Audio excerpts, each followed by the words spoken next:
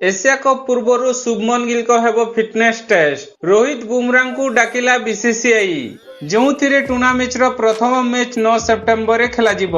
Team India खिलाड़ी माने Asia cup रे अंशग्रहण करने 4 सेप्टेम्बर में दुबई पहुंचे। सही समय किसी खिलाड़ी मानू फिटनेस परीक्षा पास करने को पड़ो, जो उप अधिनायक शुभमन गिल को नाम रही।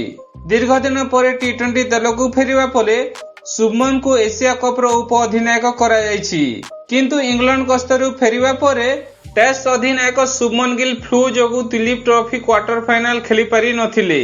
एबे बीसीसीआई तांको एशिया कप जीवा पूर्वरु सेंटर ऑफ एक्सेलेंस रे फिटनेस परीक्षा पई तांको डाकिछि, जोथिरे तांको व्यतीत रोहित शर्मा एवं जसप्रीत बुमरा समेत अन्य भारतीय खिलाड़ी को नाम मध्य शामिल अछि। रोहित शर्मा एवं मोहम्मद सिराज मध्य सीओई रे पहुंची। समस्त फिटनेस परीक्षा 31 अगस्त रे होई पारे, जोथिरे समस्त नजर रोहित शर्मा फिटनेस परीक्षा उपरे रहिबो।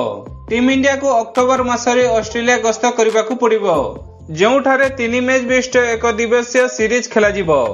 तेणु रोहित शर्मा से सीरीज रे खेलिबे कि नहीं ताहा फिटनेस परीक्षा रे स्पष्ट हेबो। बुमरा को मध्य तांको फिटनेस परीक्षा देबाकू पड़िबो। इंग्लैंड गस्तरे 3टी टेस्ट मैच खेलिथिबा द्रुत बोलर जसप्रीत बुमरा मध्य दीर्घ दिन पर टी20 अंतर्जातिक खेलिबाकू जाउछंती।